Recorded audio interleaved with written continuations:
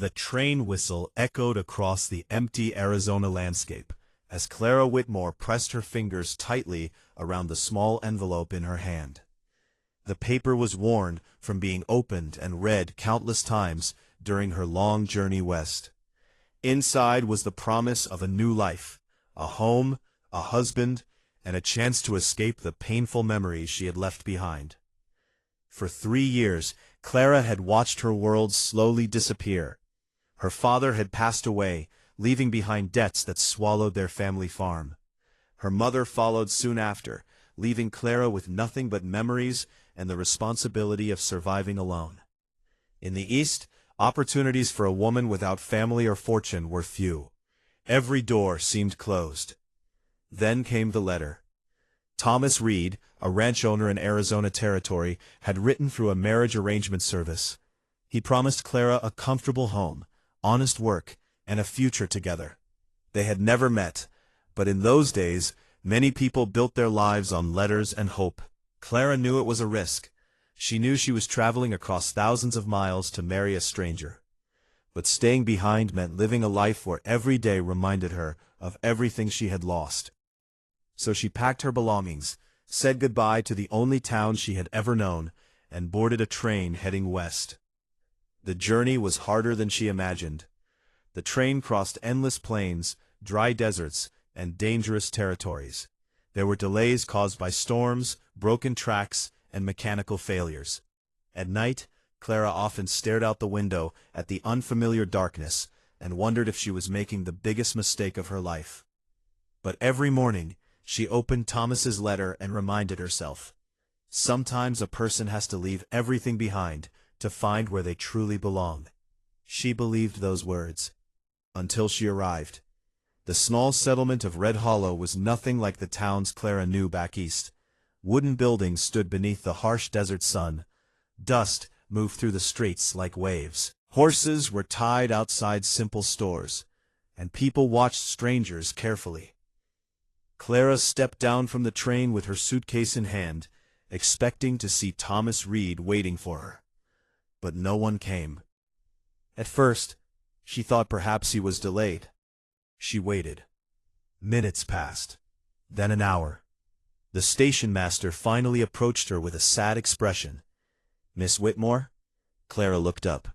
"Yes?" The old man removed his hat slowly. "I'm sorry."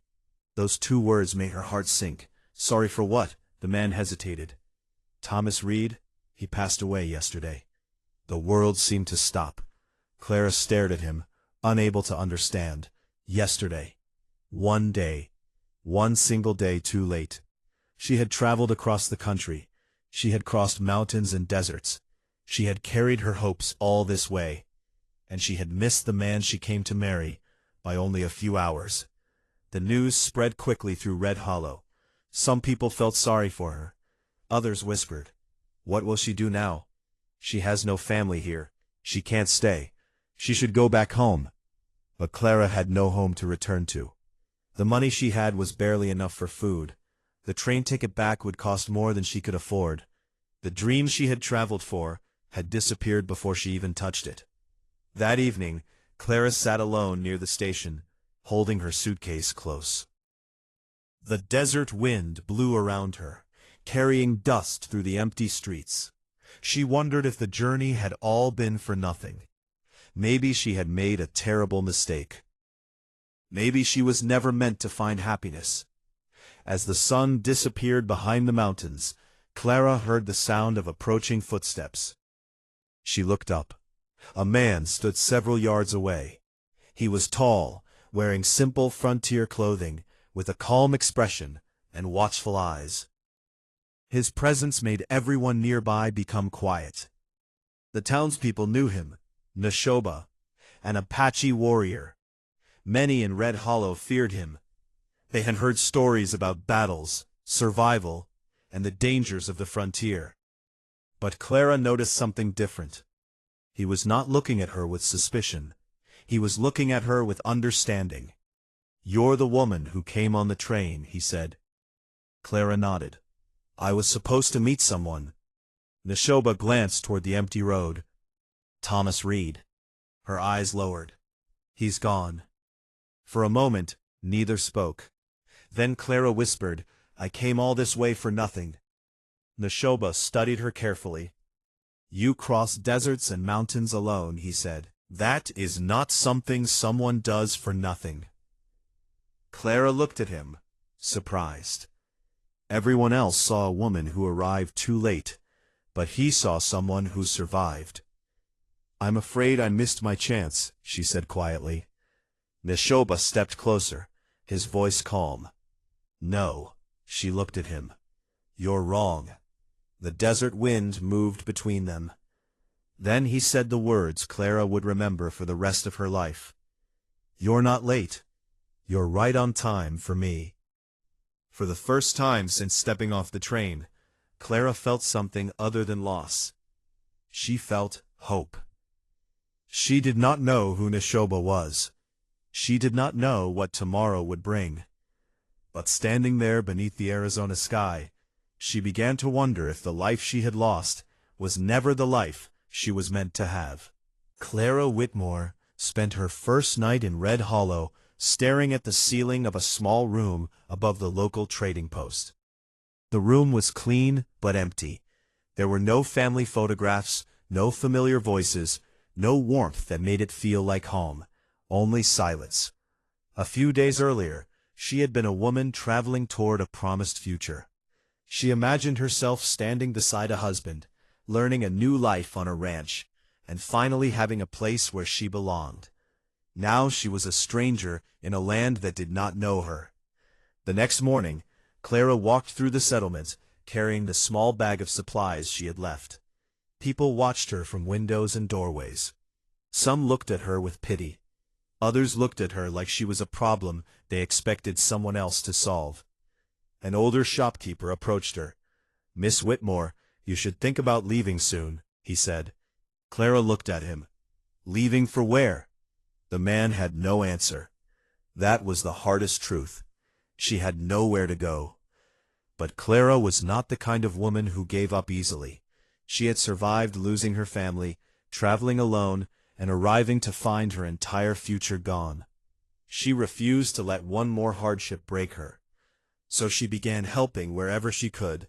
She cleaned rooms, repaired clothing, and used the small amount of medical knowledge her mother had taught her to help people who were sick or injured. That was how Neshoba saw her again. A young boy from the settlement had fallen from a horse and injured his arm. While others stood around, unsure what to do, Clara quickly moved forward. Hold him still, she said. The boy cried, but Clara remained calm. She wrapped the injury carefully and comforted him until the pain faded. Standing nearby, Neshoba watched silently. He had seen many people claim to be brave. But bravery was not always found in fighting. Sometimes it was found in kindness. Later that day, Neshoba approached her. You helped him. Clara looked up. He needed help. Many would have walked away. She smiled slightly. I couldn't. Neshoba studied her. You are different from what I expected. Clara raised an eyebrow. And what did you expect? He looked toward the town. Someone afraid. She laughed softly. I am afraid. That surprised him. You are? Of course, she answered. Being afraid doesn't mean you stop doing what is right. For the first time in many years, Neshoba smiled. It was small, almost impossible to notice. But Clara saw it.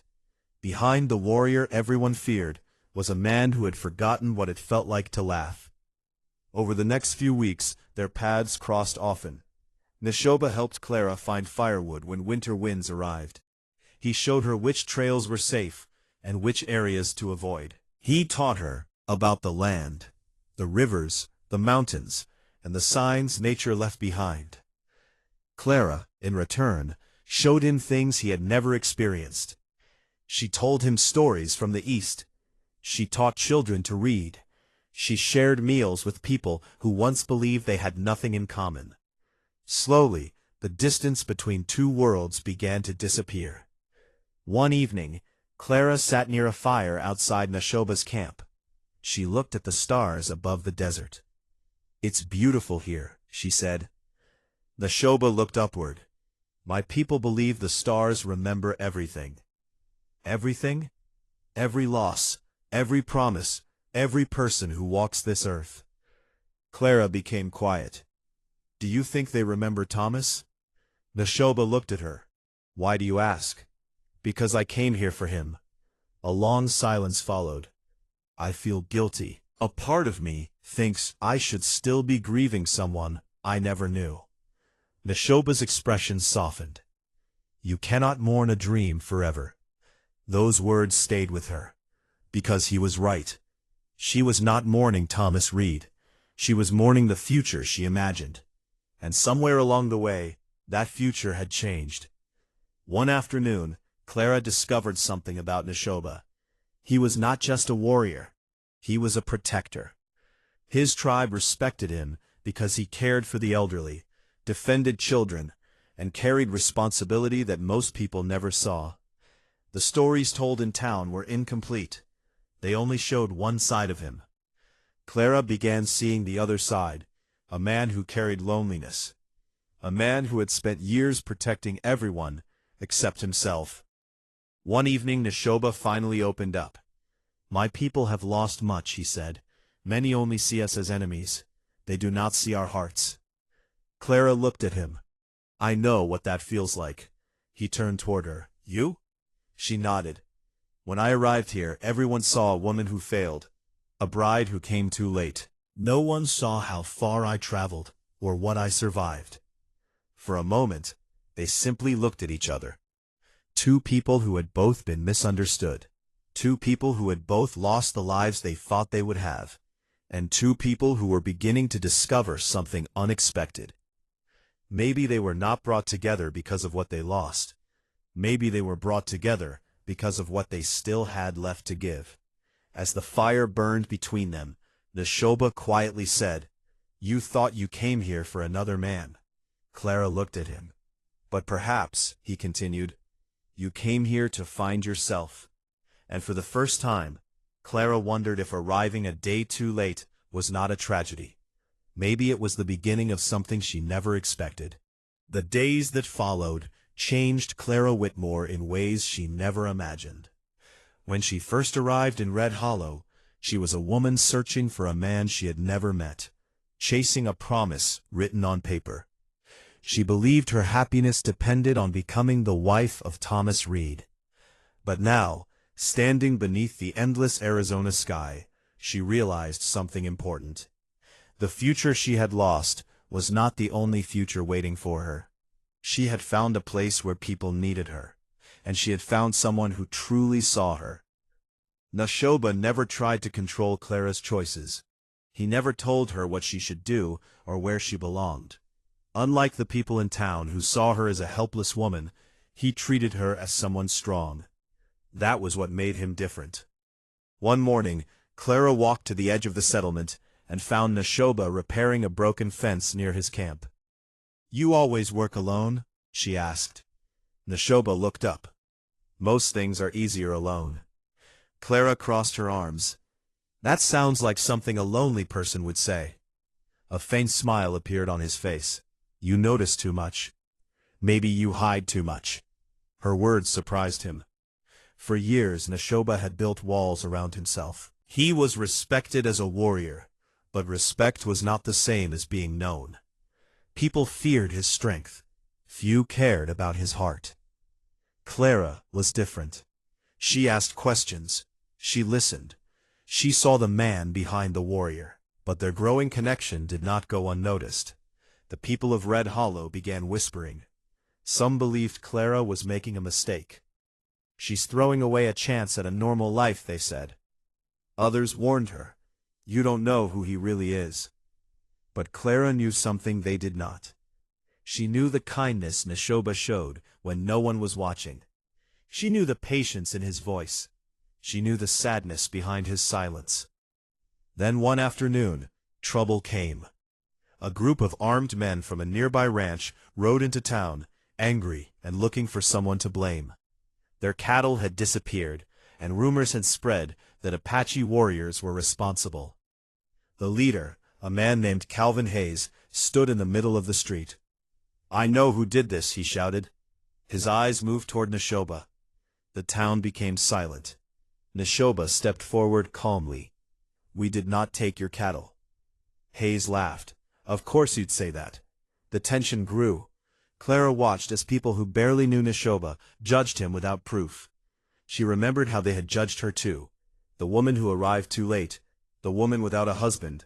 The woman without a place. And something inside her refused to stay quiet. That's enough, Clara said. Everyone turned. Hayes looked surprised. You should stay out of this. I should not. She stepped beside Neshoba. You accuse him because it is easier than finding the truth. The crowd murmured. Hayes stared at her. You would defend him? Clara looked at Neshoba, then back at the crowd. Yes.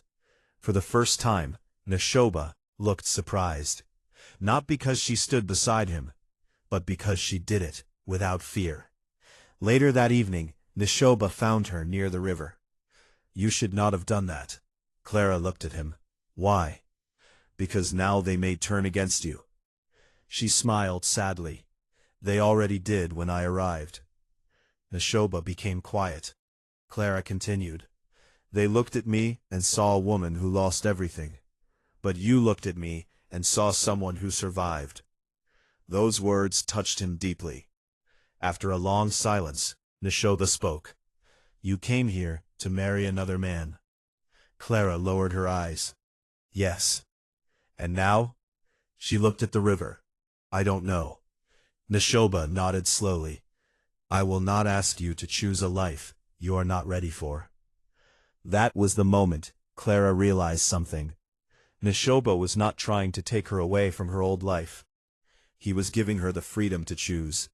And that choice meant more than any promise written in a letter. Weeks passed. Clara spent more time with Neshoba's people. She learned their traditions, their stories, and their way of respecting the land. She discovered that love was not about where someone came from. It was about how someone treated your heart. One evening, Neshoba finally admitted what he had been trying to hide. I have spent many years fighting to survive. Clara listened. But I never expected to find someone worth living for. Her heart raced. Neshoba, he looked at her. I know the world may never understand us. Clara stepped closer. Maybe the world doesn't have to. The desert wind moved softly around them. Two people who had never planned to find each other stood face to face. A woman who arrived too late. A warrior who believed he would always be alone. Neither expected love. Neither searched for it. But somehow, in the middle of a place filled with loss and uncertainty, they found something neither of them thought they would ever have. A reason to stay. A reason to hope. And a reason to believe that sometimes the greatest blessings arrive disguised as the things we thought we had lost. For the first time in many years, Clara Whitmore felt like she was no longer running from something. She was building something. Every morning, she woke up beneath the Arizona sun and no longer wondered if she belonged there. She helped the people around her, cared for the sick, and shared quiet moments with Neshoba that felt more valuable than any promise she had chased before. But happiness on the frontier was fragile. The past had a way of finding people who thought they had escaped it. One morning, as Clara was helping organize supplies at the trading post, a rider arrived carrying a dusty leather bag. Miss Whitmore? Clara turned. Yes? The man removed his hat. I was told to deliver this to you. He handed her an envelope. Her heart stopped when she saw the name written on the front. Thomas Reed. For a moment, she could not move. The name belonged to a life she thought was over, a life that had brought her across the country, a life that had ended before it began. With shaking hands, Clara opened the letter. Inside was not a message from Thomas. It was a letter from his lawyer. The truth was revealed. Thomas Reed had not been the wealthy, stable ranch owner Clara believed him to be. His ranch was struggling. His debts were growing. He had arranged the marriage because he needed someone to help manage his failing property. He had planned to marry a stranger because he needed a solution, not because he had been searching for love. Clara read the words again and again. She felt hurt, not because Thomas was gone, but because the dream she had traveled for had never truly existed. That night, Clara sat quietly near the fire. Neshoba noticed immediately. "What happened?" he asked. She handed him the letter. He read it carefully, then looked back at her. "You are angry," he said. Clara looked into the flames. "I don't know what I am," she said. She paused. "I spent months believing I lost my future because I arrived too late." Her voice softened. "But now I wonder if there was ever a future waiting for me there." Neshoba sat beside her. "Sometimes the path we choose is not the path meant for us." Clara looked at him. "You believe that? I have learned it many times." For a moment, Neshoba looked toward the mountains. "When I was young, I believed strength meant never losing anything." He paused. "Then I learned everyone loses something." Clara understood. Neshoba had lost family. He had lost peace. He had lost the simple life many people took for granted.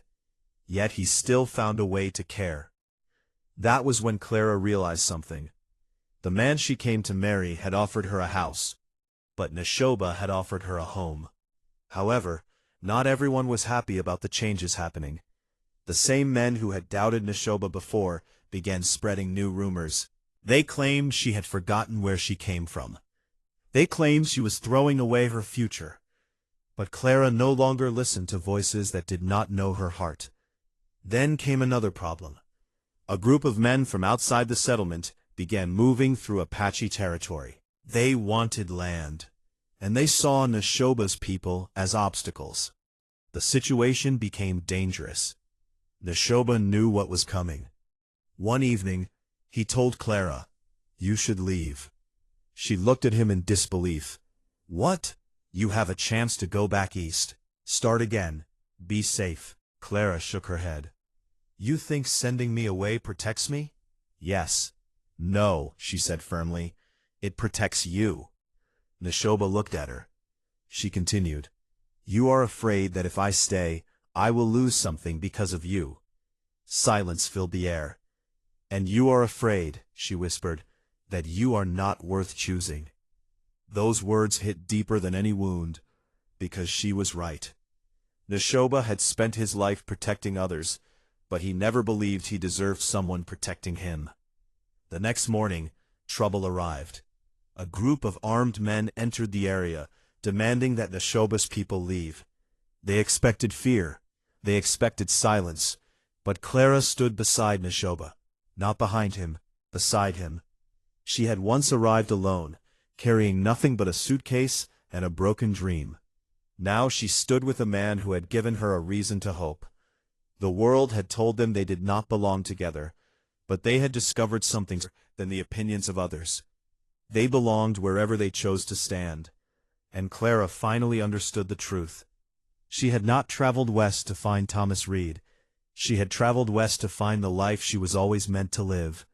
And that life had been waiting for her all along. The morning sun rose over the Arizona desert, but the peaceful light could not hide the tension spreading through Red Hollow. Clara Whitmore felt it the moment she stepped outside. People were watching, not with curiosity anymore, with judgment. Whispers followed her wherever she went. She chose him. She turned her back on her own people. She doesn't understand what she's doing. But Clara had heard whispers before. When she first arrived, they called her a woman who came too late, a bride with no husband, a stranger with no future. Back then, their words hurt because she was unsure of herself. Now they were different. Now she knew who she was, and she knew the man she had chosen. Neshoba noticed the change around them. He had spent his entire life understanding danger. He could read the movement of the wind, the tracks left by animals, and the silence before a storm. And now he felt another kind of storm coming, one created by fear, one created by people who refused to understand something different. "You should not have to fight my battles," Neshoba told Clara one evening. They stood near the river where they had shared so many conversations. Clara looked at him. I'm not fighting your battle, she said. She paused. I'm fighting for the truth. Neshoba looked away. The truth does not always win. No, Clara answered. But someone has to stand for it. Those words stayed with him, because Neshoba had spent years believing survival meant standing alone. But Clara was showing him another way, a way where strength could come from trust, a way where a person did not have to carry every burden by themselves. Meanwhile, the situation in Red Hollow grew worse. The men who wanted Apache land began convincing others that conflict was inevitable. They painted Neshoba's people as enemies, hoping fear would make people support their plans. But Clara refused to let lies become reality. She visited families in town. She reminded them of the times Neshoba had helped them, the injured child he saved, the travelers he protected, the neighbors he assisted, despite their distrust. Slowly, some people began questioning what they had believed. Not everyone changed, but enough people started listening. Then one night, a group of armed men arrived near Neshoba's camp. They came looking for trouble. Their leader, Calvin Hayes, stepped forward. You think you can come here and change everything? Neshoba stood calmly. I want peace. Hayes laughed. Peace? You think people like you get peace? Before Neshoba could respond, Clara stepped forward. The men looked surprised. They expected her to hide. Instead, she stood beside him. You are wrong about him, she said. Hayes shook his head. You're defending someone who isn't even from your world. Clara looked at Neshoba, then back at Hayes. Maybe that is the problem. The men stared. You only respect people who are like you. Her voice grew stronger. But the world is bigger than that. For a moment, nobody spoke. Even Neshoba looked at her with admiration. He had fought many battles, but he had never seen anyone fight with words and courage the way she did. Eventually the men left. The danger was not completely gone, but something had changed. People had witnessed something they could not ignore. A woman who had once arrived alone now stood stronger than anyone expected. That night, Neshoba found Clara sitting beneath the stars. You are fearless, he said. She smiled. I'm not. He sat beside her. Then what are you? Clara looked upward. Someone who finally knows what she is fighting for. The silence between them felt peaceful. Then Neshoba spoke softly. I spent many years believing I had nothing to offer. Clara turned toward him. You were wrong. How? Because you gave me something no one else could. What? She smiled. A place where I felt seen. Neshoba lowered his eyes. Who had survived battles, loneliness, and loss. Those simple words meant more than any victory. Over time, they began building a new life together. Not one based on promises written by strangers. Not one created by desperation, but one built on respect, on trust, on choice. Clara helped create a small school for children. Neshoba worked to protect the land and bring understanding between communities. Their home became a place where people from different worlds could sit together. Years earlier, Clara believed her journey had failed because she missed Thomas Reed by one day. Now she knew the truth. That delay was not a mistake. It was the moment that changed everything. The train arrived late, but her heart arrived exactly when it was supposed to. And the Apache warrior who first saw her standing alone in the desert had been right. She had not been too late. She had been right on time. Years passed, and the desert that once felt like a place of uncertainty became the place Clara Whitmore called home. When she first arrived in Red Hollow, she carried only a small suitcase, a few belongings, and a heart full of questions. She believed her entire future depended on a man she had never met, Thomas Reed. She believed that one day on the calendar had changed everything. She arrived one day too late. But as the years went by, Clara finally understood something she could not see back then. Sometimes the moments we think ruin our lives are the very moments that save us. The delay that kept her from meeting Thomas was not the end of her story. It was the beginning. The small home she and Neshoba built stood near the edge of the land where the desert met the mountains. It was simple, but it was filled with something Clara never had before: peace. There were no promises written by strangers, no dreams built on imagination, only a life created by two people who chose each other every day. Neshoba was still respected as a warrior, but Clara saw the man beyond the title. She saw the man who woke before sunrise to protect others, the man who quietly helped families in need, the man who carried the pain of his past but refused to let it make him bitter.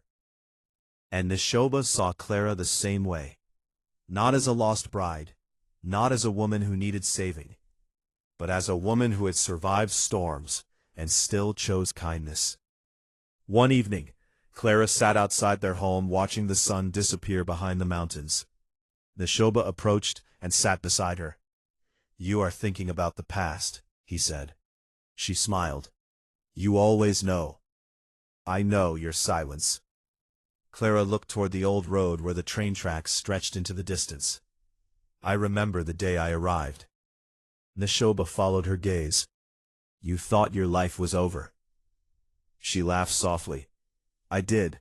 She remembered standing at that station with no husband waiting, no family, no plan, only disappointment. "I thought I lost everything." Neshoba looked at her. "But you found something." Clara smiled. "Yes." She reached for his hand. "I found you." For a moment, Neshoba said nothing. The warrior who had faced danger without fear still found himself overwhelmed by simple words from the woman who changed his life. "You know," Clara said, "when I came here, everyone told me I was too late." Neshoba smiled. "And they were wrong." She looked at him. They were. The years had taught Clara many lessons. She learned that love was not always found where people expected. It was not always wrapped in comfort or promised in a letter. Sometimes love appeared in the middle of uncertainty. Sometimes it came from someone the world told you to fear. Sometimes the person who changes your life is the person you never planned to meet. Red Hollow also changed. The people who once judged Clara and Neshoba slowly began to see the truth. They saw their kindness. They saw their commitment. They saw two people who had built something stronger than prejudice. Not everyone forgot their old beliefs, but many did. Because Clara and Neshoba proved something important. A person should be judged by the heart they carry, not the name they were given. Years after her arrival, Clara found the old letter from Thomas Reed. She kept it in a wooden box, not because she still wanted that life, but because it reminded her how close she came to missing the one she was meant to have. She read the words one final time before placing it away. The letter represented a dream, but Neshoba represented reality, a real love, a real home, a real future. That night, beneath the same stars that had watched her arrive as a stranger, Clara finally understood the meaning behind Neshoba's first words to her. "You're not late. You're right on time for me." Those words were never just comfort. They were the truth. She had spent her whole life believing she was searching for someone else, but the journey had been leading her toward herself, toward courage, toward acceptance, toward a man who saw her when the world only saw what she had lost.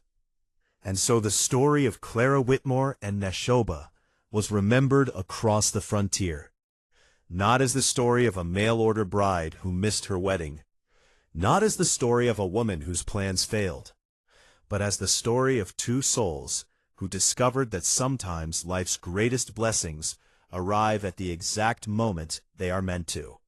Because Clara did not arrive too late. She arrived when love was waiting. She arrived when she was ready. She arrived right on time.